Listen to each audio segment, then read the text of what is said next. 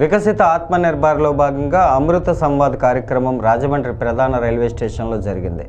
ఈ కార్యక్రమంలో స్టేషన్ అభివృద్ధి కార్యక్రమాలు, పలు సమస్యలు పరిష్కరిస్తామని హామీ ఇచ్చారు. స్టేషన్లో మందుల దుకాణం ఉండాలని సూచించారు. అలాగే ప్లాస్టిక్ రహిత స్టేషన్గా ఉండాలని ప్రతి ఒక్కరికి చేతి సంచులు అందజేశారు.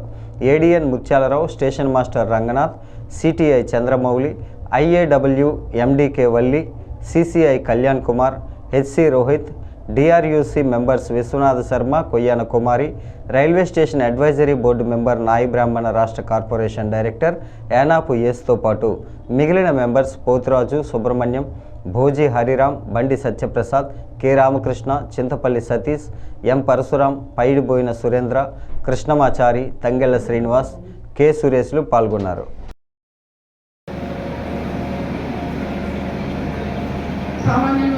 సామాన్యంగానే కనబడలేదు కదంటే మీరు ఈ రైల్వే వ్యవస్థలో మార్పు చేయాలని నేను కోరుకుంటున్నానండి. Thank you.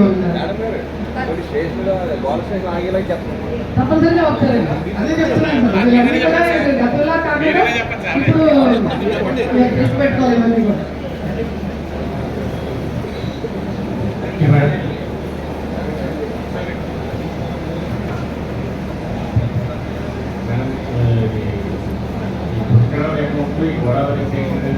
అధికారుల దృష్టి తీసుకెళ్ళు. అలాగే ఏదైతే అభివృద్ధిలో భాగస్వామ్యంలో మాకు ప్రభుత్వము, ఎంపీ గారు, అలాగే ప్రధానమంత్రి గారు, మా సోమల్ గారు, లోకల్ ఎమ్మెల్యే బుద్ధి గారు, ఆనంద్ గారు, ప్రతి ఒక్కరు కూడా ఈ వృద్ధులు భాగస్వామ్యం అభివృద్ధి చెందాలని చెప్పి ప్రతి ఒక్కరు ఆకాంక్షిస్తున్నారు.